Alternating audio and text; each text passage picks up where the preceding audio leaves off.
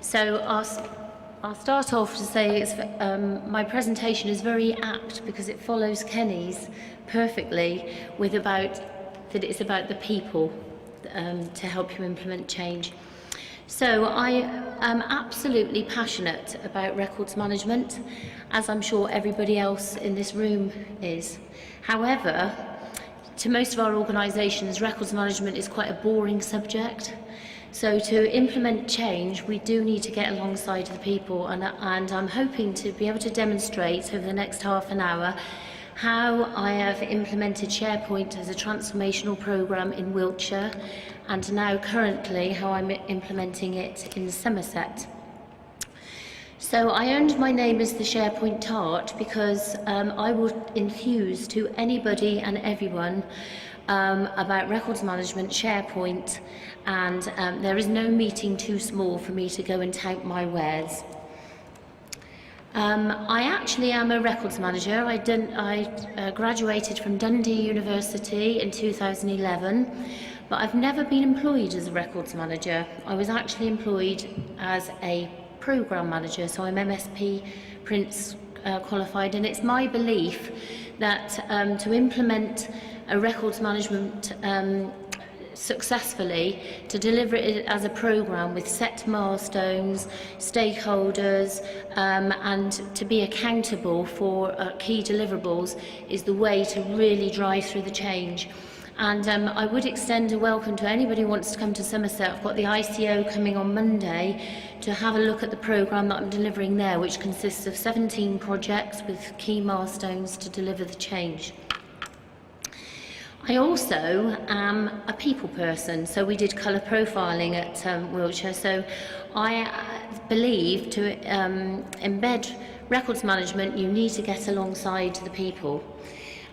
Because a records manager is often an unsung hero trying to wave a flag and change the organisation, but exactly as Kenny said, you need to start from the bottom down, the top up, the other way around, and also from sideways, any way that you can.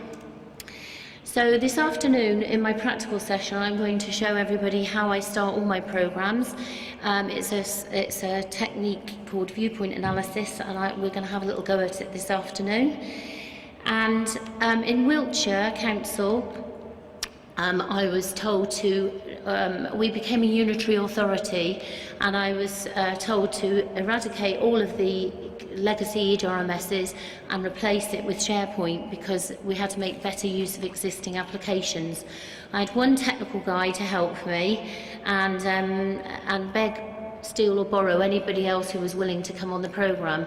I then won the National Information Professional in 2014, and suddenly Wiltshire realised that what I was delivering was something good.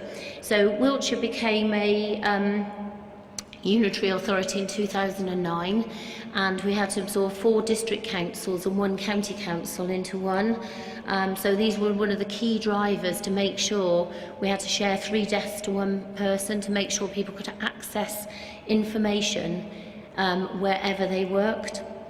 So here I've said that I've implemented it as a transformation IM programme along with the transformational change programme. So 95 properties down to 3 main hubs. This is Sharepoint, which we use for programme and project management. So this was my site. It was open to everybody, transparent, and you can see here I was on schedule and on track. So we used workflow within Sharepoint. So the drivers for change, as I said, we went from 95 buildings, 3 main hubs and 18 campuses, which are still being rolled out. This is a traditional Shire County Hall building, and this area there used to be a piece of open grass. So what they do is they stripped out all the windows and made it a space for people to collaborate in. We also had new offices delivered, 1 desk between 3, and these timber units over here, that was 1 timber unit for 60 people. So the need to rationalise our paper estate was also a key driver. There were our lockers. You had one locker between two, so in actual fact I never even used mine in the end. We became totally paperless because we had access to the information wherever we worked. Because we were unitary, we had housing, benefit inquiries, but equally our senior leadership team would use this space here for meetings. The public came in, so it was a very collaborative workspace. These areas are all totally open, but it meant that we needed access to information wherever we went. So yes, we used the space to visit the library, was also housed in there, and Somerset are trying to achieve exactly the same. So as far as our records and long-term digital preservation was concerned, the digital age has brought challenges. Our paper records were still going very, very methodically to the Wiltshire and Swindon History Centre, but employees behind these laptops is a wealth of muddle, and people have no clear idea of where they should send their information. So what we did was we used the opportunity to automate from Sharepoint into a holding repository for the principal archivist to access records for historical interest. Later on, I can't remember if it's later on in this presentation or what I'm doing this afternoon, I've got a brilliant slide of how it's working at Somerset. So our personal drive situations was, we had, the largest was 485 gigabytes, the largest file was 15 gigabytes.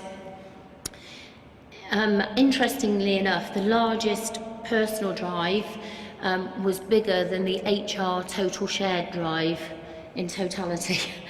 What we successfully did was shut down all personal drives and helped employees force the personal information into the right area and push business drive information out into the shared drives ready to be implemented into SharePoint. We also, at the time, there was only one project on the market back in 2012, and we did some analysis, and I've conducted this analysis also in Somerset.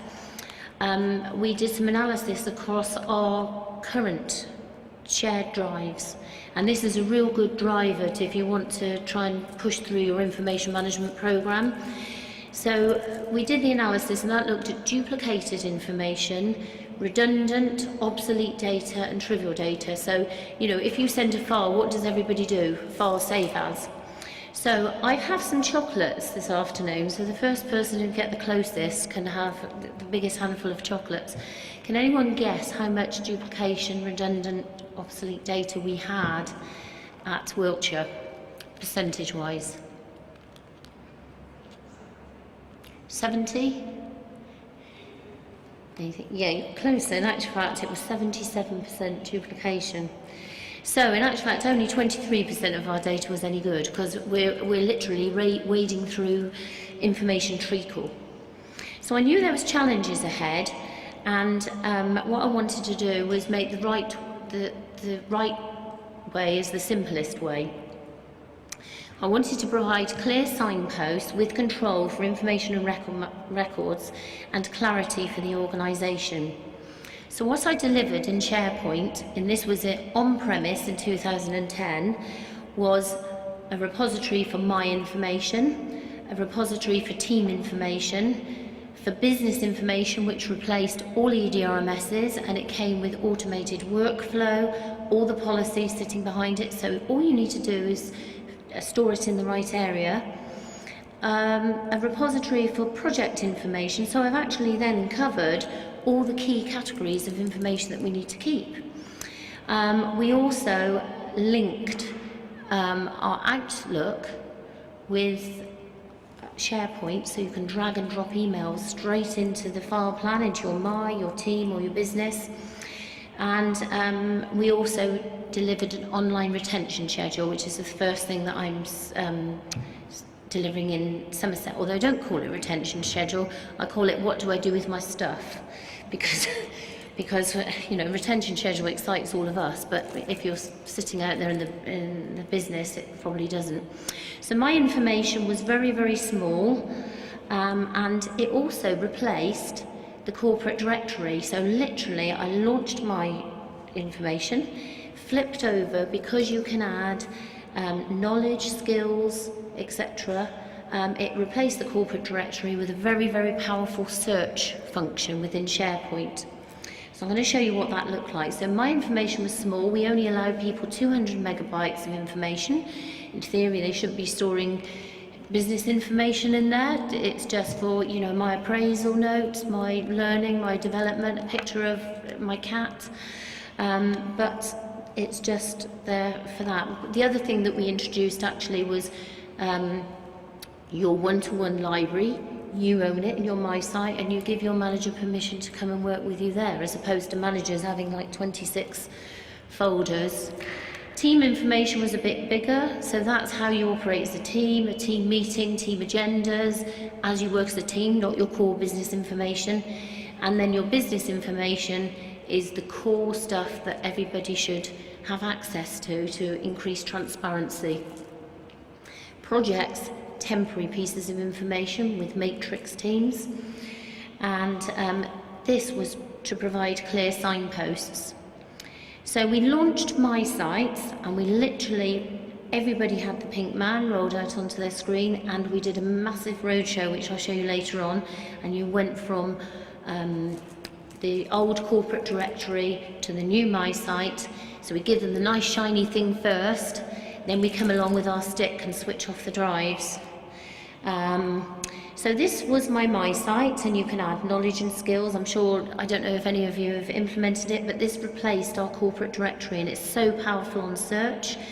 We took it straight out of our SAP system, so it's the single truth of the structure. When we launched it, it wasn't totally right, but it soon drove through those starter lever changes process to get everybody there. But what was so lovely is we took the photos out of our FM system, so people can find people, search for knowledge, search for skills, and Wiltshire wouldn't be without it, and that's exactly what I'm trying to do in Somerset. This was our team site, and as you can see, we've got things such as learning and development, a shared calendar.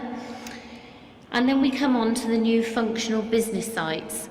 Now this again was in SharePoint, and we delivered a new corporate file plan. So we based it on the local government classification scheme. So instead of an organisational file plan, we based it on function, activity and transaction. The spreadsheet took me about 6 weeks to produce, to add in all the legislation, all the policies, but then the technical developer ran a script over it, and it produced it as site collections as the function, sites as the activity, and transaction as the document libraries. Now Microsoft would tell you to tag everything with metadata, but I wanted it to be simple and something not dissimilar to a shared drive. So, I've got 25 years experience in local authorities, and people change slowly. So to start looking for metadata buckets in the sky, I wanted it to be very, very simple, similar, but with all the benefits of search and version, etc. So this is a business site, this is human resources. So as you can see here, here's the function at the top, the activities are the tabs, and if I go into transactions, so I'm down here in grievance at the moment, that tells me anything that I store in this document library pertains to LGCS 528, and it will be destroyed 6 years from termination of employment. So as long as you store your document or drag and drop emails into that document library, that is what will happen to it. Now where there isn't any legislative driver, what we did was we agreed with the business, the information asset owners, to what is the agreed period. I'm really excited in Somerset because that's all been agreed for me, because the records manager is fantastic at the paper. So this replaced and is still replacing shared drives, so we're gradually shut down all the personal drives and we're migrating this with the compliance extension tool into here, so all the original metadata is retained from the drives. And of course, when you're in Sharepoint, the search facility is so powerful. You can, an example that I had was that in HR, they kept everybody's staff files forever when I first went there, and we searched for somebody called Smith, and it said the return is too big, you can't do it, so we put in L Smith, brings it down to 20,000 documents. I could then filter on the left-hand side to say it's a Word document created in the last 6 months, and I know the author was that, and it brings it down to 5 immediately. So searching for information is brilliant, and also the benefits. You have to sell the benefits to employees, and once they start using it, they love it. You know, to send a digital link to 5,000 people as opposed to sending out one document that 5,000 people do file save as. So, how did I seduce the organisation? One, I'm passionate, and I always have the belief that everyone's as enthusiastic as me, and they don't tend to tell me to my face if they're not. So, how I've seduced them is being creative in ways of delivery. Because, as I say, records management is a dry subject. What you want to do is stoke that fire in the belly of the organisation to be excited about what is coming. So when I launched my sites, I didn't even mention that it was about information. I just said the tennis season is coming shortly. I managed to blag some bottles of champagne from the managers. We didn't drink champagne, we were a local authority, but they could win one. So I said, come along and find out about the new directory, and at the same time win some champagne and strawberries to watch the tennis with. And so I held roadshows all over the council. We meanwhile had flipped over to my sites, and people came to my event. They had to have a golden ticket, and they had to see every stand, visit every stand with a golden ticket. We did quizzes, competitions, demonstrations of my sites. They went back and the pink man was on their screen and they could start using it immediately. So it was that excitement. So here's just some of the road shows that I did. There's me doing a demonstration. And what you will find with information management is ICT always want to hop on the bandwagon and come out on a roadshow with you. So then you've got a really good thing to show. We had a competition corner over there, and every venue we went to, somebody won the strawberries and champagne. We also implemented, we got around, this was project officers within my team, and we went around, instead of doing presentations, we did a Sharepoint play, which was, you know, I'm a appraisal, where should I stay? And somebody said, I'm little, I'm my size, you put them in me. I'm messy cupboard, where should I store me? And I must admit, people are, you know, we can do death by bullet point or death by PowerPoint. What we need to do is think of innovative ways to get across. Well, we presented this to managers and they loved it, but it got them stuck in their head of where I should put my stuff. So I'm big and strong and business sites. I'm a temporary piece of information, and then we had this was messy drive in the middle, and then we had messy cupboard as well. So, you know, these sort of innovative ideas help. Now the next picture is not actually how I delivered it, but it's just depicting. I did information management speed dating in a big room like this with egg timers, and you know, you go around and find your functional, you know, who has access to, who needs access, who, you know, what does your file plan look like? Challenge them. Why can't people see this information? It belongs to Wiltshire, it's not yours. In actual fact, I challenge you further, it belongs to the public. You know, we're publicly accountable. And chocolates, obviously, at every stand. Bribery and corruption, I believe, all the time, as I did here. So these are some of my workshops, and I'm implementing what I call in Somerset now my fat fish workshops. So fat fish is function, activity, transaction, file, information, structure. Hooray, you're ready to go. So this is practically working on your file plan with us, and I always bring along bacon sandwiches and sausage baps. But the secret is to get people to work with you to own it, so that as you go forward, you know, they're enthused, they tell someone else, and in the end, I had so many people knocking at the Sharepoint door, I couldn't cope with the demand. I've done this at Somerset actually as well. I start my analysis with what I call this was the Trim pub quiz. But in Somerset, I've done the Somerset pub quiz, information management pub quiz. And first of all, they looked at me like rabbits in the headlights, but they soon got on board, and the amount of data I gathered was amazing. So you ask one pub quiz question and one, you know, how do you store your information? Do you know about records management? You lull them into a full sense of security that they're in a pub quiz, and they offer a prize, but meanwhile you're gathering all that valuable data. And we have some fun along the way. I've seen HR managers covering up their answers to win that chocolate advent calendar. So we also provided lots of hand-holding. So we had e-learning, because people all like to learn in different ways. We had how-do-I's on the intranet, and we had some videos. So everybody who started at Wiltshire after I left said, you have a My Site, this is how you use it. Those are some of the contact files. I started working at a national level because I just thought at the beginning, who else is out there? What else is happening in Sharepoint?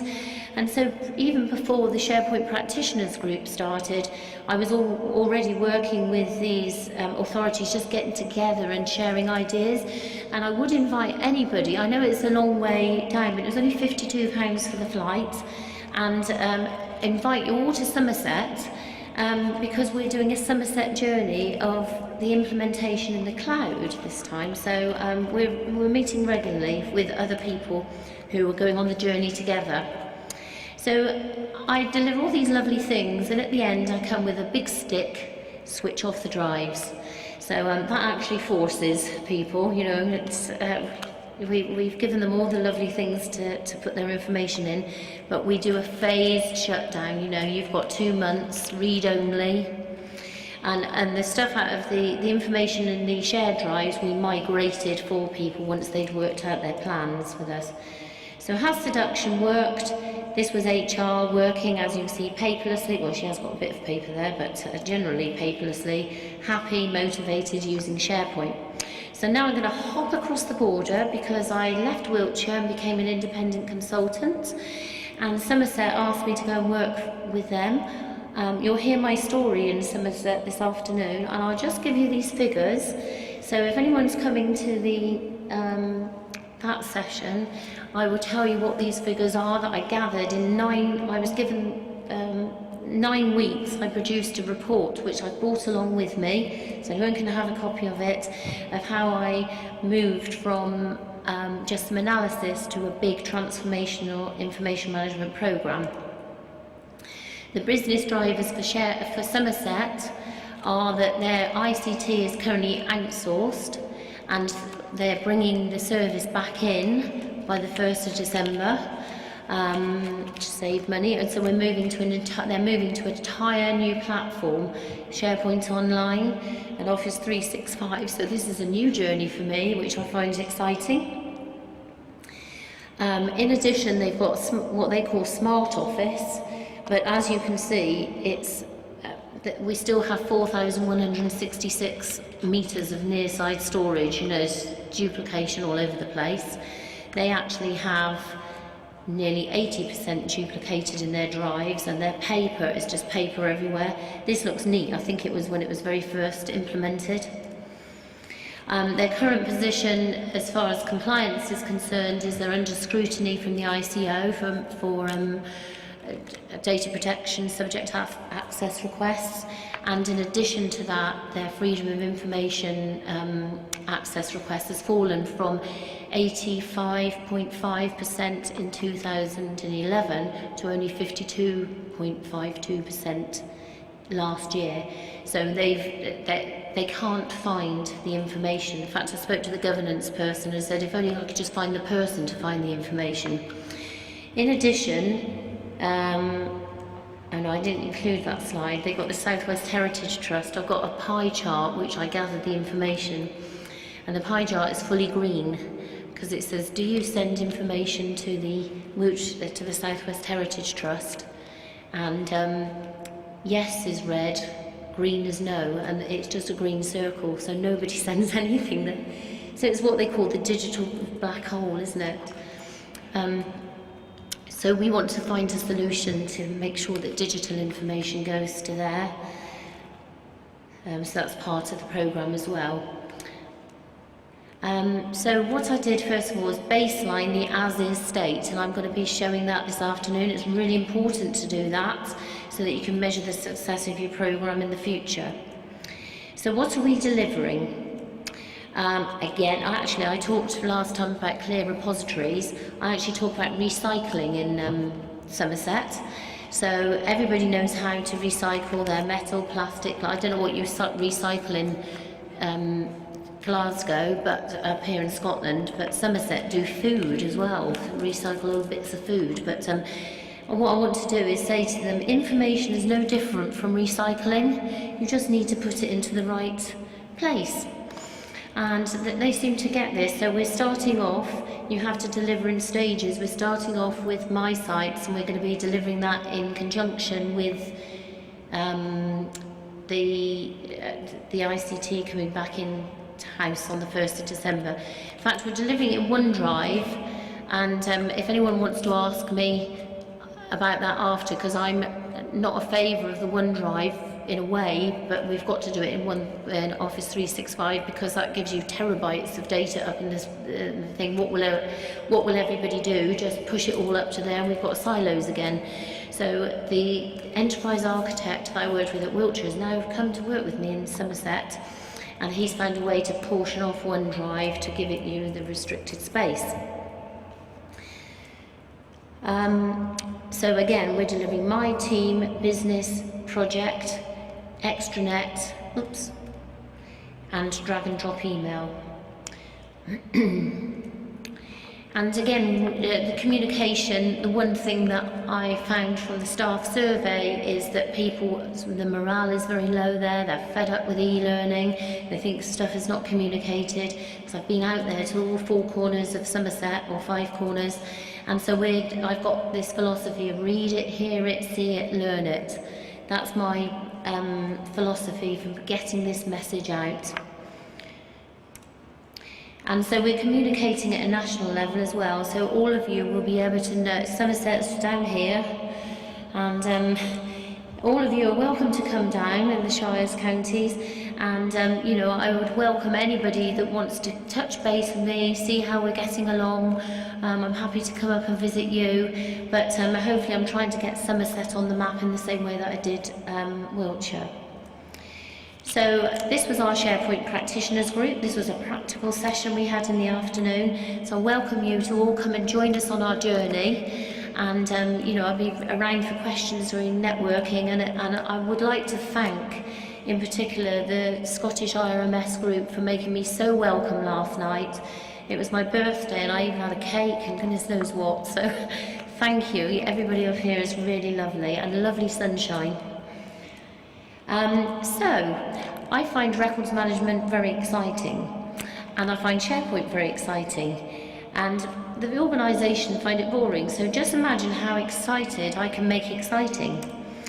And my personal belief for success is keep chipping away at that elephant with creative ideas. Don't just write policies and think that people are aboard it. Just get out there with unusual ideas, food, get alongside people, and I'm happy to come along to any of your organisations if you want to get a bit of motivation and enthusiasm. I really would love an invite. And if all else fails, pull your hair out. So thank you very much for your time, and I look forward to the networking is next, isn't it? I finished a little bit early actually, but we're all headed more time to network. Unless anybody's got any questions, I'm happy to take them.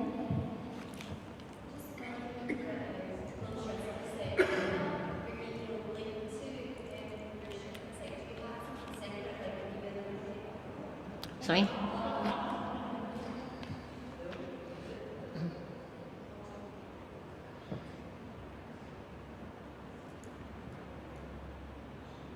Yeah.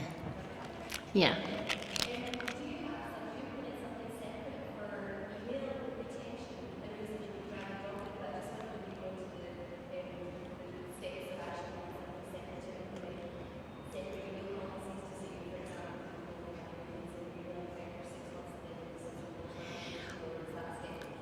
I would have liked to have implemented that. What I would like to do is really restrict email.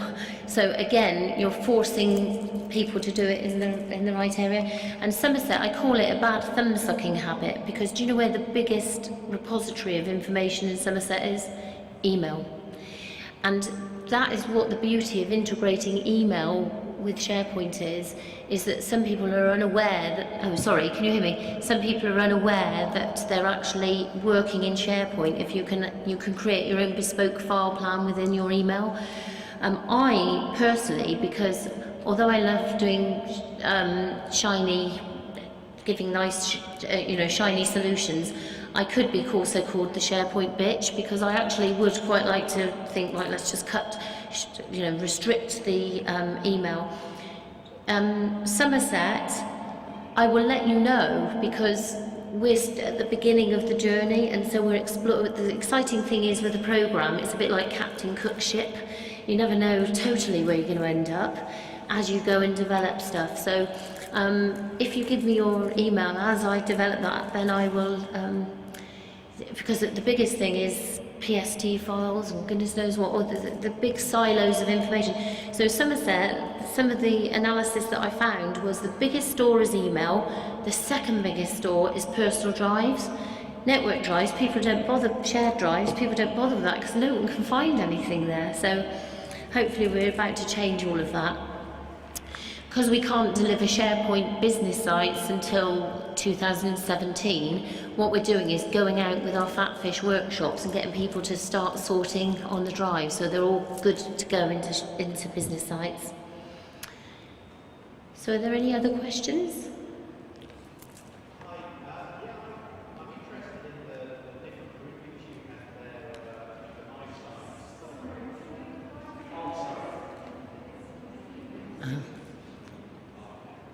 So, sorry about that. I was really interested in the way you've broken things down in a way that was logical to users between my sites, the collaborations and team sites, and then the business area.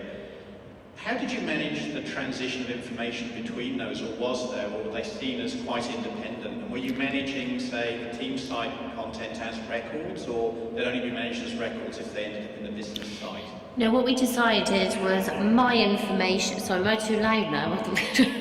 My information was up to the employees to migrate, so it was up for them, because my information probably wasn't classed as business records. So in theory, what we did was we said, we're shutting down your H drives, you put your business information. So how we managed it was lots of hand holding and videos showing them how to pull it into my sites. Anything that is business information, push out into the shared drives. Team sites was an empty box for people to collaborate in and start from new. And if they wanted to put some previous, because it's only how you work as a team as opposed to business team information. Business information, we used a migration tool to, and that's where we're doing those workshops to say, let's categorize your information on the shared drives, let's look at your duplication, let's, first of all we ran a tool across to get rid of duplication, redundant and obsolete data.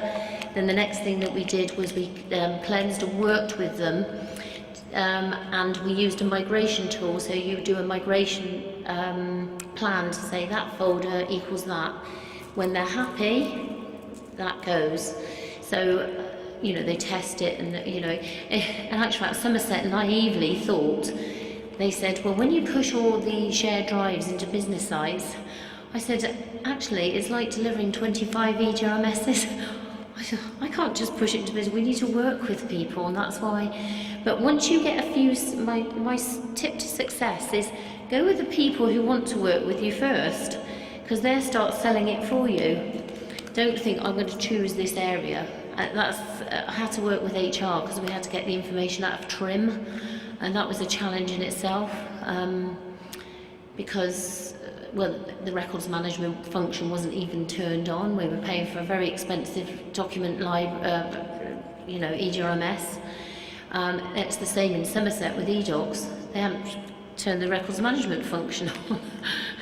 So they're using it for search, which is what Sharepoint gives you. One thing I would say is Sharepoint out of the box only delivers 88% records management capability. And my research, the National Archives wrote a paper to say it only delivers 88%, these are the shortfalls. And at the time, a company responded to that to deliver the shortfall of 12%. There's lots of companies, I believe, that do it now.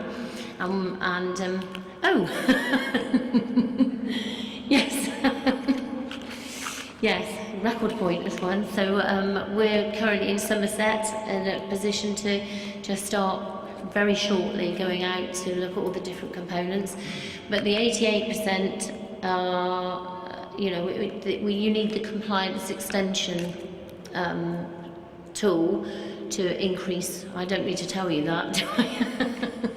But you do need that, because if you just put it into SharePoint, for those of you who don't know the weakness is, if I created a document on a shared drive in 2006 and then I pulled it into SharePoint, it would say I've created it today, and so then for search for integrity and authenticity of those records, it loses it. And if the National Archive, if it then goes on to the Southwest Heritage Trust or your archive, it will say the archivist created it. And then if the National Archives want to take an extract, it will say they created it. So you need to keep that metadata with it as it goes through its information journey. So that's why we have the compliance extension tool. But when you add that on, SharePoint is easy to use. People love it. You know, the fact you can share and you've got version control. They love the wow factor of it. So it sort of sells itself. So, are there any other questions? Oh, hey. Oh no, Kenny's got a question. We'll ask him.